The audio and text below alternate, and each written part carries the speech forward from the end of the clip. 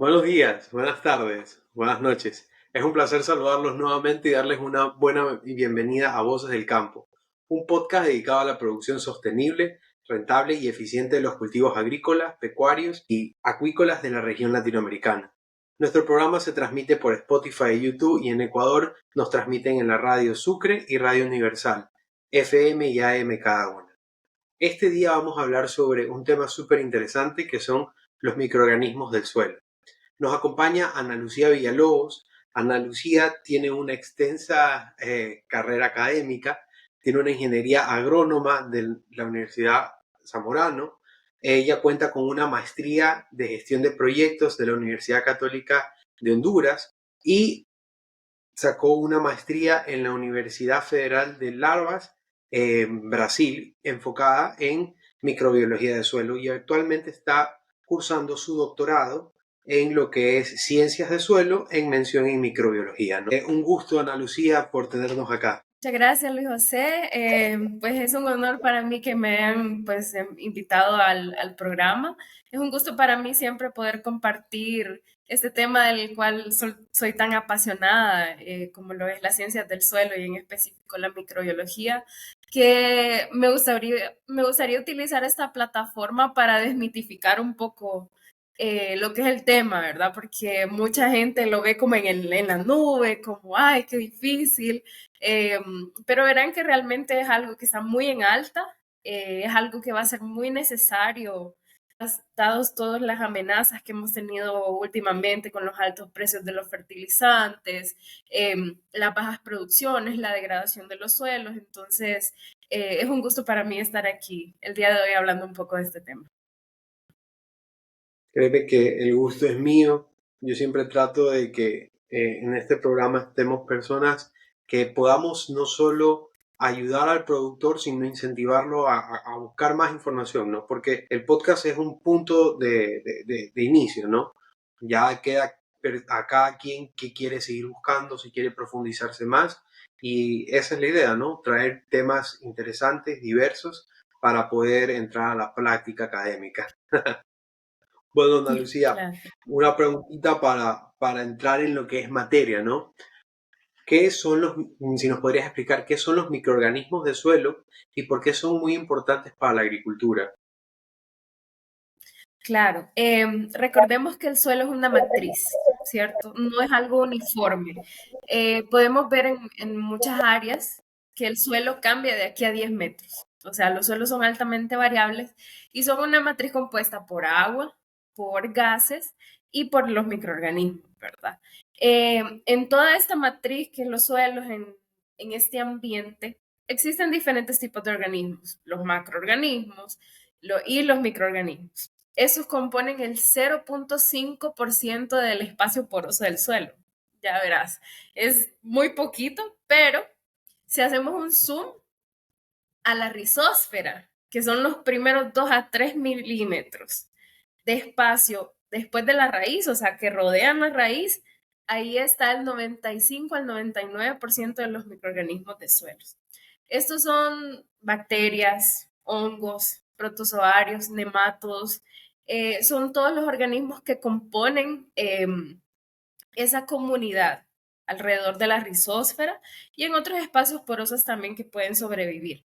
Eh, ¿Por qué la importancia de los microorganismos de suelos? Ellos tienen muchísimas funciones y sus funciones pueden ser tanto benéficas como detrimentales. Entonces, por eso es que nosotros tenemos que estar pendientes de lo que nosotros tenemos en nuestros suelos, de los microorganismos que nosotros tenemos en nuestros suelos. Porque, ¿qué pasa? La relación que los microorganismos tienen es tanto con la planta como con el suelo. Son un puente que une los dos, ¿verdad? Entonces, las relaciones benéficas pueden ser o muy benéficas y las detrimentales muy detrimentales, ¿verdad? Muy negativas para la planta. Entonces, viéndolo desde un punto agronómico, nosotros podemos usar los microorganismos como herramientas para la producción, sea incentivando la producción, ayudando a la planta o protegiéndola contra los microorganismos que nos pueden hacer daño, ¿verdad? Claro, ¿no? Y entrando en cuáles serían las principales funciones que desempeñarían los microorganismos en suelo, teniendo en cuenta que, como dijiste, descomposición, nutrientes, si nos podrías explicar un poquito de cada uno. Sí, mira, ¿sabías que en una cucharada de suelo, en solo una cucharada de suelo, hay más microorganismos en número que lo que hay habitantes en el planeta Tierra, ¿verdad? Entonces, así como hay Wow. diversidad de especies, diversidad de microorganismos, también hay diversidad de funciones. Y pues no sé el dato exacto, pero yo me atrevo a decir que no conocemos ni el 10% de las funciones que estos microorganismos pueden realizar. ¿Por qué? Wow. Porque del 100% de especies de microorganismos en el suelo, solo el 10% es cultivable. O sea, solo el 10% nosotros podemos ver en un microscopio o en una placa. Entonces, aquello que no podemos ver es más difícil para nosotros realmente saber qué hace, ¿verdad? O poder estudiarlo. Entonces, me atrevo a decir que ni el 10% de las funciones que los microorganismos son capaces de realizar nosotros las conocemos. Pero vos ya mencionaste algunas que son muy importantes. Por ejemplo, ellos tienen acción tanto en la matriz física del suelo como en la matriz química. Entonces, en la matriz física podemos mencionar la agregación. Cuando nosotros tomamos algunas bacterias y las ponemos en una placa, hacemos que crezcan y las vemos en un microscopio, nosotros podemos ver que tienen una consistencia gomosa, o sea, parecen como una goma, como un pegamento. Entonces, si vos ves en un microscopio la bacteria, vas a ver que esa consistencia es capaz de atrapar partículas de suelo y agregarlas. Entonces, eso mismo pasa en el suelo mismo. Las bacterias pueden actuar como un pegamento, cimentando partículas de suelo y así ayudando a la agregación, ¿verdad? También los hongos. Si vos tomas un hongo, las hifas de los hongos y lo pones en un microscopio, ahí se puede ver clarito que las hifas están como sosteniendo las partículas de silicato, las partículas de arcilla. Entonces, estos microorganismos realmente podemos ver, estos sí los podemos ver cómo ellos influyen en la agregación de los suelos. No solo en la agregación, también en abrir espacios porosos. Pensemos en un hongo que está creciendo en el suelo, está expandiendo sus hifas. ¿Qué pasa cuando el hongo muere y se descomponen sus hifas? El espacio queda. Entonces es así como los hongos pueden ir abriendo espacios porosos en el suelo, modificando el espacio físico, ayudando a mejorar la porosidad de los suelos, la disponibilidad de agua, de nutrientes, el movimiento de agua y nutrientes en estos espacios. Entonces eso por la parte física, ¿verdad? Ahora, por la parte química, eh, también tenemos la influencia que tienen los microorganismos en los ciclos de nutrientes. Tanto en, Ya. por ejemplo, el ciclo del nitrógeno, hay tres tipos de bacterias que influyen fuertemente en el ciclo del nitrógeno. Tenemos también en el ciclo del carbono, que no solo bacterias, sino muchos microorganismos influyen. También en la solubilización de fósforo, que fósforo sabemos que es un nutriente que es altamente fijado en algunos suelos. Entonces ellas son capaces de minerar ese fósforo y hacerlo disponible para la planta, ¿verdad? Entonces, por eso a veces llamamos los microorganismos los ingenieros del suelo, porque ellos van modificando el entorno de acuerdo a cómo nosotros los tratemos, ¿verdad? O sea, si nosotros les damos las herramientas, ellos van a crear un entorno favorable para la producción, para las plantas.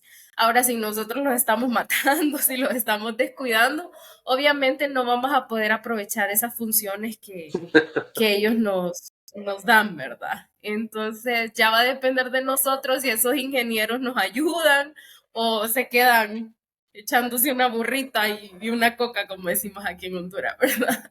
Claro, ¿no? A veces nos llegase a pasar de que gastamos cientos de dólares por hectárea en lo que es aplicaciones de microorganismos y a la mañana siguiente hacemos una aplicación de glifosato y se murió todo, ¿no? Exacto. No le... Otra cosa también, por ejemplo, en los últimos tiempos, yo trabajé también en una agroexportadora y sé de primera mano cómo están Ok. ahorita las restricciones en uso de químicos, ¿verdad? No solo en los cultivos que yo trabajaba, que Ujú. eran plátano, camote, pepino, calabaza, sino alrededor del mundo ya ahorita es un boom que van a empezar a bajar las cantidades de químicos que pueden ser utilizados en los cultivos, ¿verdad? Entonces, aquí es otro potencial que nosotros podemos tomar de los microorganismos como control biológico, porque no solo es la relación que ellos tienen con el mismo suelo y con la planta, sino también entre ellos, una relación que nosotros podemos utilizar a nuestro favor también. Sí, ¿no? O sea, hay bastantes plantas, microorganismos benéficos. Tú me podrías corregir, ¿no? Como tricodermas que pueden servir para lo que es una simbiosis con la raíz, ¿no? Tal vez si nos podríamos ir un poquito más dándonos ejemplos de microorganismos, porque hay muchos laboratorios a nivel regionales que a veces los agricultores teniéndolo a 100 kilómetros, 200 kilómetros, no saben que estos laboratorios tienen estos microorganismos que les pueden servir. Si nos podrías decir qué tipos de microorganismos, por ejemplo, nos ayudan a mejorar la disponibilidad de nutrientes o descomposición de materia orgánica, que sí podría darle un valor a los productores, ¿no? Sí, claro. Pues ya mencionaste uno muy, muy importante y uno que pues yo siento que está en alza y eso me alegra mucho, ¿verdad? Que es la tricoderma. La tricoderma es un hongo benéfico que nosotros, si lo tratamos bien, es muy bueno, porque he visto su acción de primera mano, ¿verdad? En producción en grandes áreas donde yo trabajaba antes y sé que haciendo un manejo adecuado del hongo, él es muy benéfico porque lo que hace es que, además de que actúa como una extensión de la raíz, o sea, es como si a vos te pusieran un brazo biónico, ¿me entiendes? Brazo robótico que te hiciera más largos los brazos y pudieras Sí. alcanzar cosas más lejos, ¿verdad? Entonces, Ujú. este tipo de hongos no solo ayuda en eso también, sino que actúa como una protección. ¿Por qué? Si vos rodeas la raíz de una planta con un hongo benéfico, eh, va a quitarle el espacio a los hongos que nos pueden hacer daño, a los patógenos, y no solo a los hongos, a las bacterias, a los nematodos. Eh, He visto literalmente fotos donde hay hongos que son capaces de lazar los nematodos, como que fueran ganado. Lazan el nemato y lo controlan, ¿verdad? Para que él no pueda entrar a la raíz de la planta. Igual, hay imágenes, y yo lo he visto también, donde hay dos hongos o dos bacterias o un hongo y una bacteria en una placa y vos ves literalmente la barrera, ¿verdad? Una barrera donde ellos no se tocan, de ahí ellos ya no crecen más. Es porque hay microorganismos que son capaces de generar antibióticos o otros compuestos que no permiten que el otro crezca. Entonces, la tricoderma, él hace una protección física en la raíz que no permite que otros hongos lleguen. Quita el espacio a otros hongos para que ellos no puedan entrar a la raíz de la planta, ¿verdad? Ya que mencionas también, podemos hablar un poco de los rizobios, que son las bacterias que son capaces de fijar nitrógeno en leguminosas. Este es un producto que, por ejemplo, en Brasil, utilizado normalmente todos los días en plantaciones de soya. Y ha realmente ayudado a aumentar muchísimo la producción sin aumentar los costos. Entonces, ¿qué es lo que nosotros necesitamos en un producto? Para que los productores sepan qué buscar, ¿verdad? Para que no les lleguen con cualquier producto y les convenzan de, ay, esto es la última maravilla. Nosotros necesitamos que un inoculante tenga el microorganismo que necesitamos, o sea, que no nos estén vendiendo otro microorganismo, y que tenga el medio correcto. O sea, que vaya la comida que el microorganismo necesita para sobrevivir hasta que nosotros lo ponemos en el suelo, ¿verdad?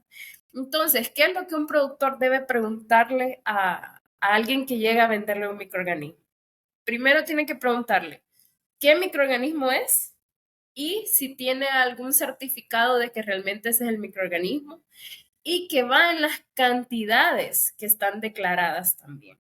Porque muchas veces sucede que tal vez el producto está bien, es el microorganismo que necesitamos, está en las cantidades correctas, pero no le dan el manejo que necesita. Tal vez ese producto necesita una cadena de frío, necesita estar en frío hasta que llegue a campo.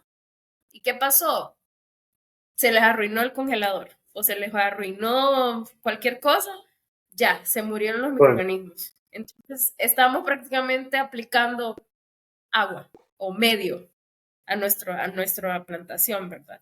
Entonces, un productor tiene que tener mucho cuidado cuando llega alguien a venderle este tipo de tecnología, de que realmente le certifique que es el microorganismo que él necesita, que está en las de cantidades producto. que él necesita, ajá, que esté asegurado, que ha tenido un manejo correcto hasta que lo llevaron a su finca, ese producto, y que sea el medio correcto para que este microorganismo sobreviva hasta que él lo pueda aplicar.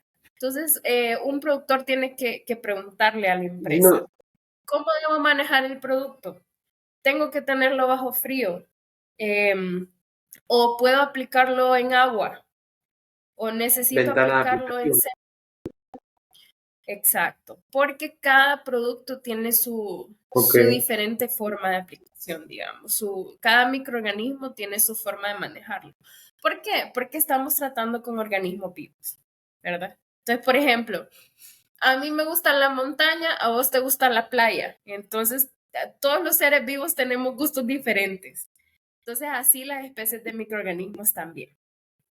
A unos les gusta que los apliquen en seco, otros no, necesitan agua para moverse, otros pueden ser aplicados con maquinaria y otros no, tenés que aplicarlo vía fertirriego. Entonces, son esos los cuidados que los productores deben tener un poco cuando alguien les ofrece un producto biológico, ¿verdad? Pero como te digo, tratando bien el producto, aplicándolo de la forma correcta, cuidándolo, pueden tener beneficios muy, muy grandes a partir de estos microorganismos. Oye, Ana Lucía, te quiero contar una historia, ¿no? Hace un par de años yo trabajé para un grupo bananero grande en el país, ¿no?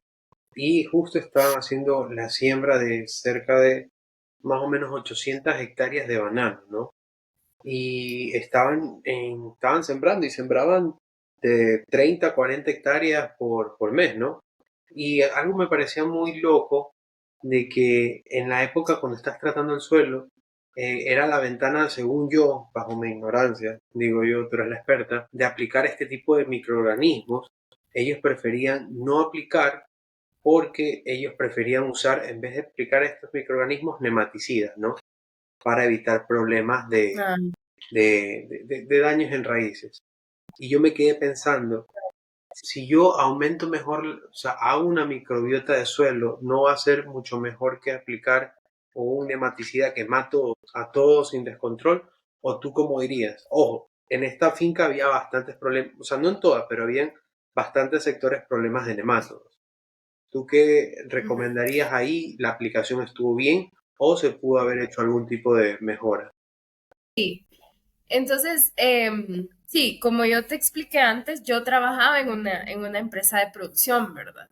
Y nosotros tuvimos un tiempo en el que estábamos aplicando productos para nematos, porque nuestro producto principal era camote. Y el camote es súper, es como una papa, es un tubérculo, y es súper con nemato, ¿verdad? O súper apetitoso para nemato, más que dulcito. Entonces, hubo un Como tiempo que todo estábamos tubérculo. teniendo mucho problema con nematos. Entonces estábamos aplicando nematicidas. Pero ¿qué pasa? Los nematicidas generalmente son biocidas, o sea, son productos muy, muy fuertes que barren con todo. Entonces, ¿qué pasaba? Nosotros aplicábamos el producto, yo hacía análisis y en el análisis me salía que se había ido todo, se había ido nematos, se había ido hongos, pues bacterias no hacía, pero me imagino que también se las llevaba, ¿verdad? Después, a la semana 1, después de aplicado, yo hacía el análisis de nuevo, estaba limpio. De ahí a la semana 2, yo hacía análisis de nuevo y ya tenía una población de nematos y hongos nada. ¿Qué pasaba la tercera semana? Las poblaciones de nematodos se me iban súper altas. O sea, la curva se levantaba de una Sí. vez, ¿verdad? ¿Por qué? Porque generalmente los nematodos crecen mucho más rápido que los hongos benéficos. O sea, las poblaciones de hongos benéficos son un poco más lentas para crecer que los nemátodos Claro. o que los patógenos, ¿verdad? Generalmente el malo crece más rápido, no sé por qué. Pero entonces con esos análisis yo logré comprobar este patrón. Entonces, ¿qué pasó? ¿Qué era lo que hacía yo después? Yo lo que hacía era que, bien, quieren seguir aplicando su nematicida, está bien, síganlo aplicando. Pero ¿qué pasaba? Al día siguiente o a los 2 días después de la aplicación de nematodos, yo inundaba con hongos benéficos, inundaba los lotes. Entonces, ¿qué pasaba? Sí. Los hongos benéficos quitaban el espacio a los nematodos, entonces no dejaban que creciera tan rápido la población, ¿verdad? Entonces, en tu caso, ¿qué te diría yo? Sí, tal vez hacer una sola barrida, pero inundar el espacio con hongos benéficos para que estos nematodos no tengan ese crecimiento tan rápido, para no dejarlos que se multipliquen tan rápido y que ahoguen prácticamente a nuestros organismos benéficos, ¿verdad? Y yo sé que es una práctica muy utilizada en banano, en camote, el uso de nematicidas, pero los nematicidas sí son generalmente biocidas. Entonces, si usted va a aplicar un nematicida, inunde su campo con organismos benéficos, porque si no, las poblaciones se le van a hacer el doble en 2 semanas, 3 semanas. Y ahí nos obliga, porque mucha gente lo que hace es aplica, me invento, mes uno, o sea, día cero aplica el nematicida, día 30, día 40, y chuta, o sea, matas el suelo y si no matas el suelo, matas al trabajador, pero matas algo ahí. Sí, exacto. No, y como te digo, los nematicidas, yo recuerdo que, o sea, nosotros como trabajadores de la finca no podíamos aplicarlo. O sea, llegaba un equipo especial de ellos a aplicar el producto, porque es un producto súper fuerte. Entonces, tenía que ser alguien que realmente estaba especializado en eso, ¿verdad? Y El para que, estas, no te decía, para estas aplicaciones, ¿qué hongo tú recomendarías? ¿Podrían ser micorrizas o habría otro tipo de hongo que te pudiese ayudar para evitar ese crecimiento de nematodos? mira, aquí vamos a entrar en un término que para nosotros los microbiólogos de suelo es muy importante, es vital para nosotros, que es la redundancia funcional. Ok, ¿Qué es esto? La redundancia funcional. Y te va a parecer un poco paradójico, porque lo que quiere decir es que un ecosistema, un suelo, entre más complejo, más estable.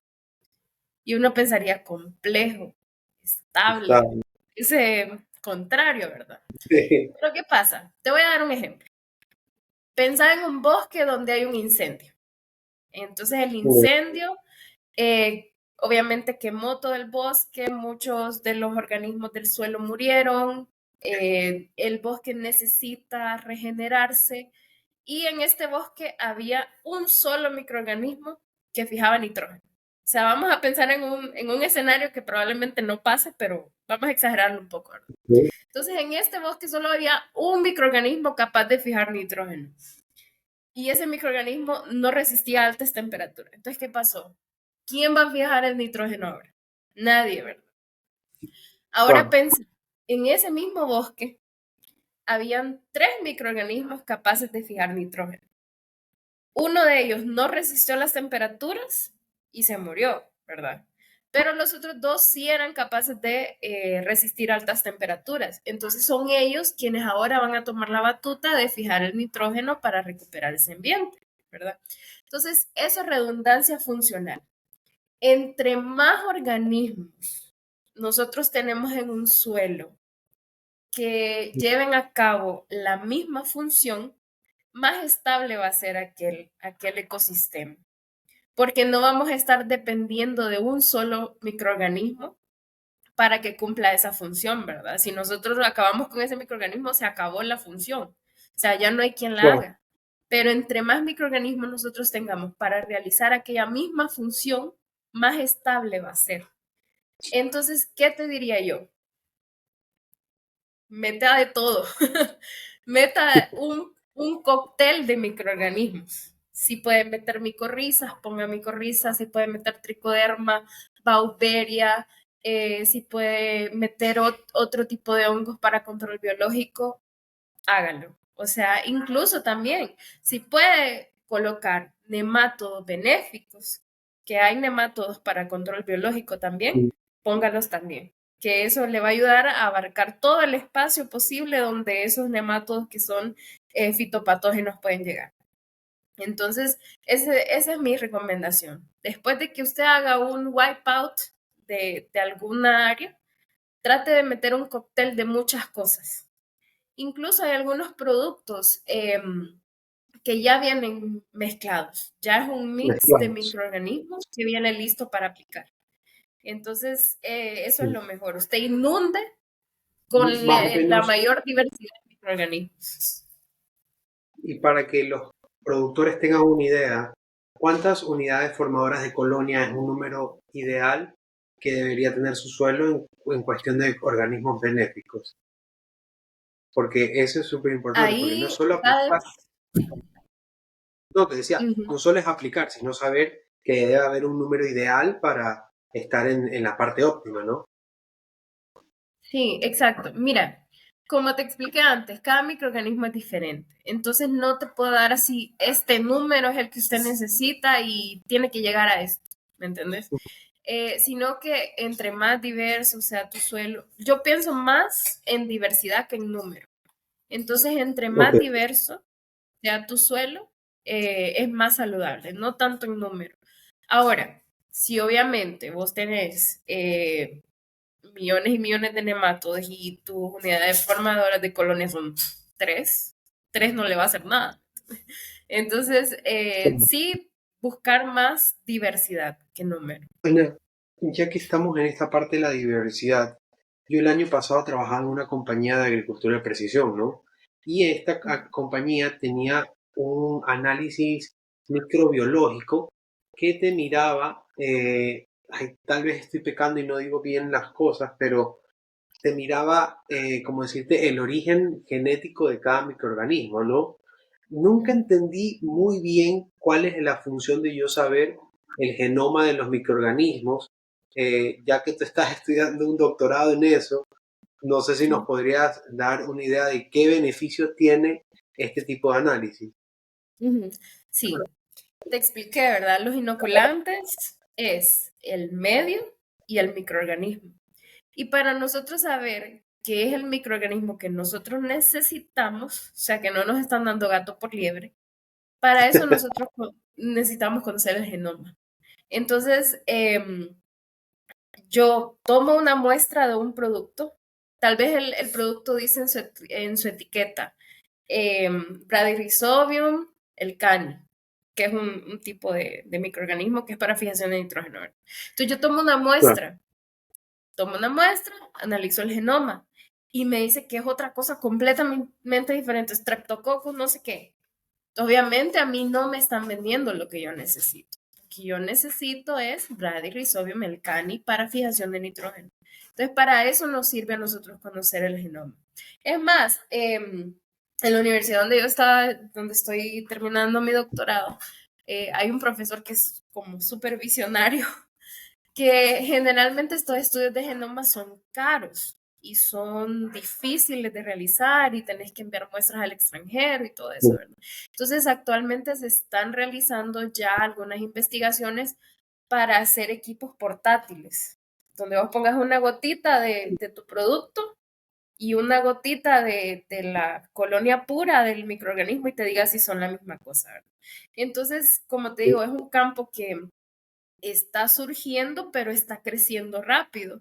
Entonces, para eso nos sirve a nosotros conocer el genoma de un microorganismo, para saber si realmente es lo que nosotros necesitamos y no nos están vendiendo otra cosa. Claro, ¿no? Ahora, ya que tenemos una idea de la trazabilidad de lo que, la importancia de la trazabilidad de los hongos y saber que es lo que nos estamos incorporando en el suelo, hay un término que se está haciendo muy popular últimamente, el término biofertilizantes, ¿no? A nivel Mm. microbiológico, ¿qué es un biofertilizante y cómo se aplican en la agricultura? Sí, entonces, los biofertilizantes no es el nutriente, porque hay mucha gente que tal vez se confunde y dice, ah, esta bacteria tiene nitrógeno o tiene fósforo o tiene tal nutriente, ¿verdad? Entonces, desmitificar un poco eso. Los biofertilizantes no son el nutriente. Los biofertilizantes son el microorganismo que ayuda a ese nutriente a llegar a la planta. Entonces, por ejemplo, Ok. tenemos ya biofertilizantes, como te expliqué, que son muy utilizados en soya, que es para fijación de nitrógeno. ¿Qué pasa un poquito el ciclo del nitrógeno? En el ambiente, o sea, en la atmósfera, el 78% de lo que hace es nitrógeno, pero está en una especie, en una forma que no puede ser aprovechada, que es N2. O sea, nosotros no podemos aprovechar el Ujú. N2, las plantas no pueden aprovechar. Entonces, ahí es donde entra la primera, yo le llamo llave, que es una bacteria, que son las bacterias fijadoras de nitrógeno. Ellas tienen una enzima que se llama nitrogenasa, que ellas son capaces de ese N2 transformarlo en una especie que la planta sí puede absorber, ¿verdad? Entonces, ese es el biofertilizante, es esa bacteria que va a hacer que el nitrógeno se convierta en una especie que la planta puede aprovechar. Pero no es que la bacteria tiene nitrógeno. Otro ejemplo, hay bacterias que, por ejemplo, te decía el fósforo, ¿verdad? El fósforo en algunos suelos se adhiere en instantes, o sea, nosotros ponemos un fertilizante con fósforo y se lo traga, no está disponible más para la planta. Entonces, ¿qué es lo que hacen estas bacterias? Las bacterias solubilizadoras de fósforo, ellas generan ácidos que son capaces de sacar ese fósforo de la matriz del suelo y hacerlo disponible para la planta. Entonces, esa bacteria no tiene fósforo. Ella trabaja para que el fósforo que está en el suelo se vuelva disponible para la planta, ¿verdad? Pero en este caso, por ejemplo, he Ok. escuchado historias en las que dicen, no, es que los solubilizadores de fósforo no sirven porque yo puse y nada, ¿verdad? ¿Qué pasa? Puede que su suelo no tenga fósforo. O sea, la bacteria no tiene fósforo. Ella va a trabajar sobre el fósforo que está en su suelo. Entonces, tal vez es que su suelo ya de por sí no tiene fósforo. Entonces, obviamente la bacteria no va a tener de dónde sacar, ¿verdad? Ahí a usted lo que le conviene es aplicar fósforo, no aplicar un solubilizador, ¿verdad? Ahora, los fijadores de nitrógeno sí es un poco más fácil porque ellas toman el nitrógeno de la atmósfera mismo, de- de los gases que están en el ambiente, ¿verdad? Entonces, ¿qué pasa también? Otras formas en las que no pueden, en las que la gente dice, no, no me funcionó. Si usted aplica un fijador de nitrógeno, un inoculante con una bacteria fijadora de nitrógeno, y al mismo tiempo aplica nitrógeno, la planta, es mucho más fácil para la planta tomar el nitrógeno que ya está ahí, que ya está disponible. Porque la planta necesita energía para crear los nódulos donde esas bacterias van a vivir, ¿verdad? Para generar los espacios para que la bacteria viva en ella. Entonces es más fácil para la planta, ah, aquí está el nitrógeno, ¡pum! Lo agarré. A decir, ay, voy a trabajar con esta bacteria, le voy a dar de mi energía, le voy a hacer una casita para que ella viva y que ella esté cómoda ahí y después me dé el nitrógeno. Entonces, ¿qué pasa? Si el productor aplica el fijador de nitrógeno y al mismo tiempo aplica urea o otras formas de nitrógeno, el inoculante no le va a funcionar. O sea, la planta va a querer agarrar el nitrógeno que está ahí disponible para él. Entonces, como repito, los Entonces podría ser biofertilizantes, la aplicación es post. La exacto, aplicación sería post. exacto. O sea, si vos aplicas el inoculante y ves que tu planta aún así no tiene el suficiente nitrógeno, pues le das un boost con un fertilizante. pero al mismo tiempo ponerlas, no, porque ella va a preferir agarrar el nitrógeno del fertilizante que está ahí facilito para agarrarlo, a hacer todo este trabajo con las bacterias fijadoras de nitrógeno, ¿verdad? Entonces ella va a preferir esto. Entonces, como repito, los biofertilizantes no son nutrientes, son microorganismos que ayudan a disponibilizar el nutriente. Entonces ellas tienen que hacer todo un trabajo para hacer disponible este nutriente para la planta. Sabes que es súper interesante porque yo he visto algunos productores y de grandes hectáreas, por ejemplo, 100, 120, que siembran soya y le meten la bacteria, ¿no? Para que le ayude a desdoblar el nitrógeno y al mismo tiempo meten un saco de urea y le ponen, y es hasta gracioso porque le ponen esa urea como inhibidor de ureasa.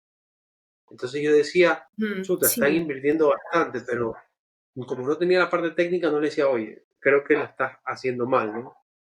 ¿Tú qué dirías sí. ahí? Entonces ahí prácticamente el dinero del inoculante lo botó, porque la planta va a preferir tomar el fertilizante. Va a preferir tomar el fertilizante, no va a hacer el trabajo con la bacteria y la bacteria se va a morir. Eso es lo que va a pasar en ese tipo de prácticas. Entonces sí, es ponerlo solito y es cuestión de fe, porque mucha gente dice, hijo de la gran, pero yo no voy a poner urea de inicio, no voy a poner nitrógeno de inicio, la planta no va a crecer, no sé qué, pero es cuestión de fe, ¿verdad? De realmente dejar que la bacteria haga su trabajo. Y como te digo, la soya en Brasil es dependiente no ya de urea y de los fertilizantes, es dependiente de los fijadores de nitrógeno. Entonces sí vemos que es una tecnología que funciona y funciona bien.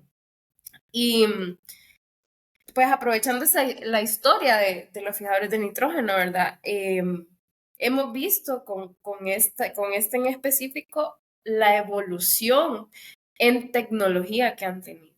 Porque Ujú. la verdad que el Rhizodium, que es una de las más importantes, sus propiedades fueron descubiertas en 1889, pero no fue hasta Ah, 1910-1920 que comenzaron a ser inoculantes. Comenzaron y agarraban turfa y ponían el microorganismo y aplicaban la turfa, ¿verdad? Pero ¿qué pasaba? La turfa les entupía las maquinarias. Entonces empezaron a buscar otras opciones. Vino el medio líquido, que el medio líquido era mucho más fácil porque lo tiraban por vía fertirriego, ¿verdad? Entonces era mucho más fácil. Pero ¿qué pasaba? Necesitaban cadena de frío, cosa que a veces es difícil en campo. O sea, es difícil andar jalando una hielerita o qué sé yo, sí. ¿verdad? A veces hay lugares que no hay ni electricidad. Entonces, ¿cómo ibas a llevar esa tecnología? Entonces empezaron a buscar otras formas. De ahí vino un gel que no necesitaba refrigeración. Cheque, vamos a aplicarlo. Ahora, en los últimos tiempos, ya está en investigación la nanotecnología. O sea, es encapsular las bacterias en nanotecnología y con esa tecnología llevarla a cabo. Entonces, se ha visto la evolución realmente de estas tecnologías de inoculantes en la agricultura, ¿verdad? Y que han ido funcionando. Y porque funcionan es que se han ido actualizando, ¿verdad? Si no funcionaran, entonces hace rato las hubieran dejado de lado. El mercado solito las castiga. Exacto. Pero sácame una duda. Me quedé pensando con la parte del inhibidor, ¿no? ¿Qué es más factible para el productor? ¿Aplicar un fertilizante con un inhibidor, en este caso de ureasa, o aplicar lo que es el biofertilizante, que es esta bacteria que te ayuda, en este caso para la soya? En Ujú. costo-beneficio, ¿podrías decir cuál es mejor? O tal vez uno es más caro, pero tiene un trasfondo más ecológico, o qué podríamos decir ahí. Más que un inhibidor, yo diría un fertilizante de liberación lenta. Ok. ¿Por qué? Vos pones la bacteria empieza a hacer el trabajo de hacer nódulos, de fijar nitrógeno. Entonces ella lleva la planta hasta el punto, digamos, de llenado de fruta, que es toda esa parte vegetativa, ¿verdad? Entonces ella lo Ujú. lleva hasta ahí. digamos que a partir de ese momento vos tenés más demanda de nitrógeno, entonces ahí es donde tu fertilizante empieza a actuar, donde ella tiene mucha más demanda, que tal vez la bacteria es un poco lenta para suplir, entonces ahí entra tu fertilizante. Entonces, utilizar un fertilizante que vos tal vez apliques de un inicio, pero que no va a ser liberado en el inicio, sino que va a ser liberado hasta ese otro punto de donde ella ya necesita realmente un boost, ¿verdad? Entonces, tal vez no Ujú. inhibidores de ureasa, pero sí complementar tanto el uso de inoculantes para fijación de nitrógeno con fertilizantes de liberación lenta. Tal vez ahí ya es un poco. Ahora, va a depender de país a país también.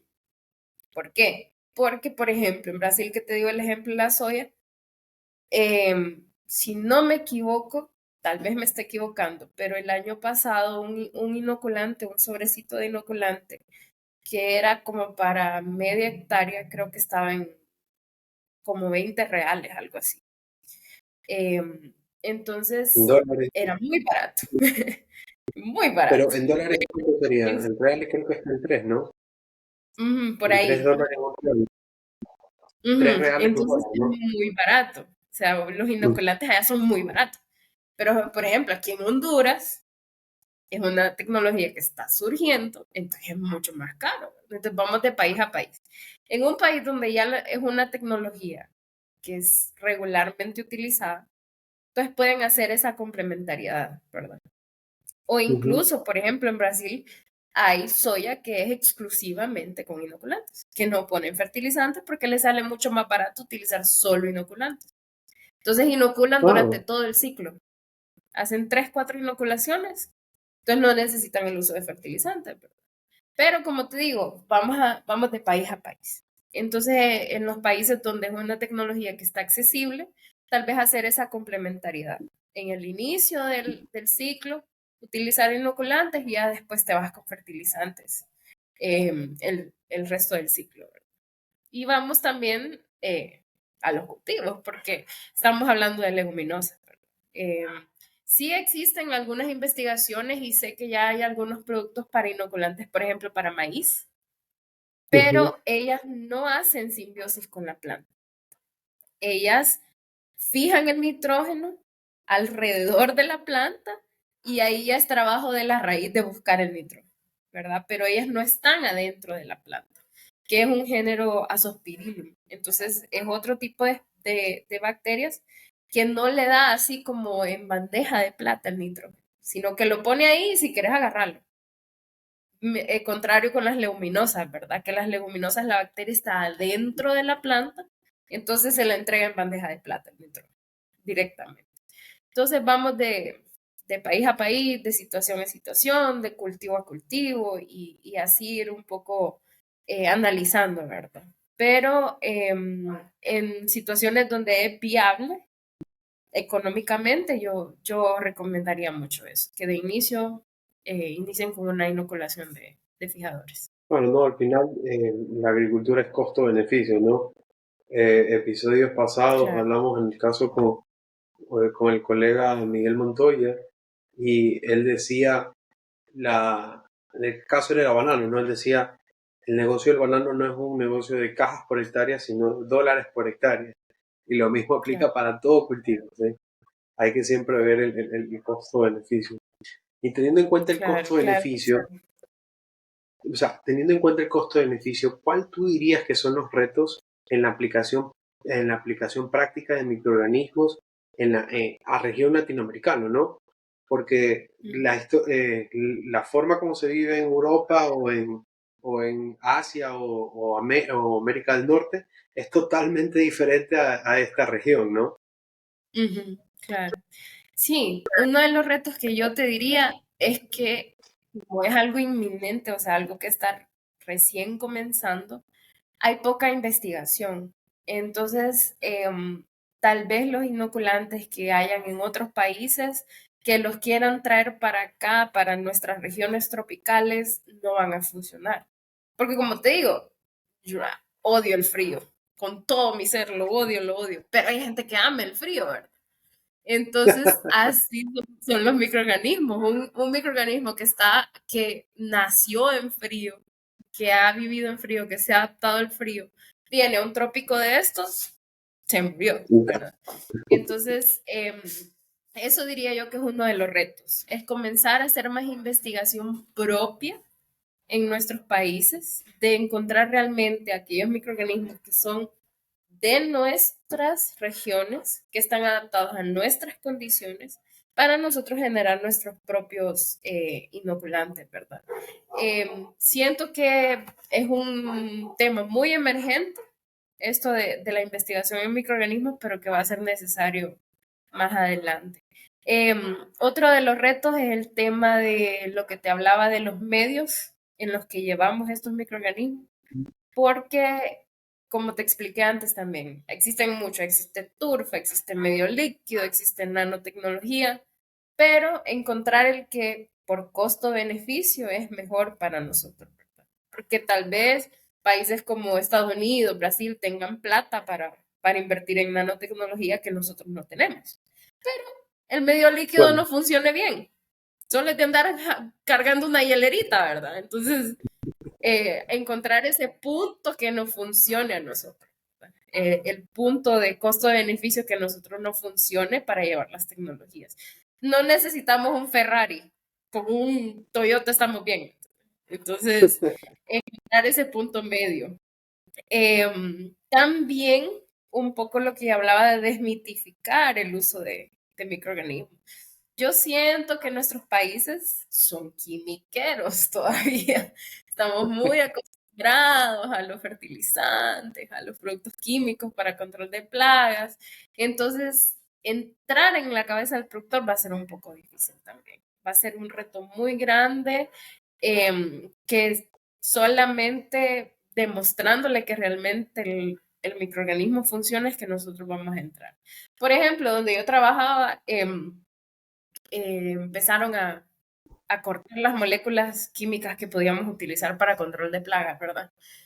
Y en ese tiempo empezaba todo esto de la tricoderma y la bacteria y esos productos para control biológico, ¿verdad? En los cultivos. Entonces, ¿qué pasaba? Mucha gente decía, eso no funciona y el misticismo, ¿verdad? Porque nosotros estábamos acostumbrados a que aplicábamos el producto y ya encontrábamos el bichito muerto ahí. Entrábamos al siguiente día y estaba lleno de bichitos muertos, ¿verdad? Entonces, estábamos acostumbrados a eso, pero con el tiempo, con trabajo, demostrando que realmente funciona, mostrando las cosas en campo, ya se fue quitando un poco eso, ¿verdad? Entonces ya se fue así como haciendo la complementariedad entre ambos y viendo que manejo integrado de plagas no solo es aplicación de químicos, ¿verdad? Sino que es aplicación de todas las herramientas que están disponibles, que una de ellas es en la parte de microorganismos. Entonces siento que ese va a ser un reto bien grande para estas tecnologías, entrar en la cabeza del productor, no solo entrar en su cabeza, sino que en su parcela, porque mucha gente no está dispuesta, obviamente, pues tienen miedo de, ay, aplico este producto, voy a perder toda mi cosecha, ¿verdad? Entonces, entrar en sus parcelas, entrar en su cabeza va a ser un trabajo bien, que tiene que ser muy exhaustivo y muy preciso para poderlo convencer realmente al productor. sí, o sea, yo creo que un productor que maneja 100 hectáreas, poniendo un número, no te va a cambiar todo de un solo, no va a ir por partes, va probando. Y esa es la idea, ¿no? Con simple hecho de que esté dispuesto a probar, a darle la oportunidad, ya los resultados van hablando solo y él va a ver si le sale rentable o esperar un poco más para que la tecnología vaya mejorando. Pero ahora hablamos bastante de los productores. Hay bastantes muchachos que ven el programa, que están en el rango entre los 20 a 40 años. Están en toda la edad de querer poner un negocio, ¿no? Y salir y emprender, recién salidos de la universidad o con un grupo de amigos, ¿no? ¿Qué tan factible es el desarrollo de emprendimientos en relacionado a lo que es microorganismos? Por lo menos dinos la versión de Honduras o de Brasil, que son los que más contacto tienes, aunque yo creo que la realidad de Honduras es muy similar a la de Ecuador, la de Colombia, la de Perú, la de México en el caso de emprendimientos. ¿Tú qué nos podrías comentar ahí? Sí, te voy a contar un caso muy exitoso de un colega zamorano que es nicaragüense. Em, Él trabajó en conjunto con un doctor, un cubano, que él había aislado una cepa de un hongo para controlar nematos. Entonces, él Sí, tenía la cepa era de él. Entonces, ¿qué fue lo que hizo él? Compró prácticamente los derechos de la cepa, o sí, prácticamente compró los derechos, pero siempre trabajando con el doctor. ¿Y qué hizo? La multiplicó y creó un producto. Y ese producto es sí. muy bueno. Es muy bueno para control de nemato, es un hongo. Y actualmente creo que él ya está en Nicaragua, está en Honduras, está en Guatemala y creo que está llegando a México. Entonces, hay muchas oportunidades de emprendimientos. O sea, hay universidades que ya tienen todo el trabajo hecho de aislar la cepa de hongo o la estirpe de bacterias, que vos prácticamente solo compras el derecho, digamos. Compras el derecho de Ujú. uso, ellos te dan y vos solo la multiplicás, ¿me entendés? Em, Otra oportunidad también, que esto hay un poco aquí en Honduras que está creciendo también, que se llaman biofábricas. ¿Qué es lo que hacen Sí, ellos? Ellos toman, por ejemplo, van a un suelo virgen, toman suelo, hacen extracciones muy rudimentarias, pero que funcionan. Hacen extracciones y multiplican esos microorganismos, le llaman microorganismos de montaña. Y ya con ok. eso tienen un inoculante, ¿verdad? Entonces, eso es un poco más peligroso porque realmente no sabes qué es lo que estás tomando, ¿verdad? Pero como te expliqué, Ah, entre más diverso, mejor. Entonces, tal vez estás trayendo más buenos que malos. Entonces, sí es un poco más peligroso, pero ya es una idea, ¿me entiendes? Entonces, sí hay muchos emprendimientos actualmente, como te cuento esta historia de este colega nicaragüense. Él ha crecido muchísimo, tiene unos laboratorios hermosos. Entonces, sí hay oportunidades. Sí se pueden generar productos vendibles a partir de estirpe, ¿verdad? Solo es realmente investigar qué universidad te puede vender el derecho, qué tenés que hacer para multiplicarlo, ese tipo de cosas. sí, ¿no? Porque al final, como yo digo, ¿no? No es necesariamente para hacer el cambio tener el suelo, la semilla, tú puedes hacer el cambio con vendiendo el producto indicado o investigando, en este caso la cepa indicada, o simplemente siendo un vocero y servir y permitir que los productores conozcan esto, ¿no? Al final yo creo Claro. que somos una región tan rica, tan desarrollada, o sea, con tantas buenas condiciones para producir todo el año, que hay lugares del país, del planeta que no se pueden. Y nos falta eso, ¿no? Ujú, Nos falta trabajar en equipo y ver que nosotros mismos podemos si nos dedicamos. Y ujú. créanme que muchísimas gracias, Ana Lucía. No sé si quieras dar un mensaje final a lo que es la gente que nos está viendo ahorita. Sí, claro, no, pues agradecerles por permitirnos tanto a vos como a mí entrar en sus casas, ¿verdad? A través de este podcast, que espero que les haya abierto un poquito el gusanito de la curiosidad. Eh, para cualquier cosa estoy a la orden, realmente pueden contactarme por correo, por WhatsApp, por lo que quieran, que yo estoy dispuesta a ayudar mucho este tema, que es un tema que yo, como te dije, soy muy apasionada, lo llevo muy arraigado y espero verlo crecer en los años próximos.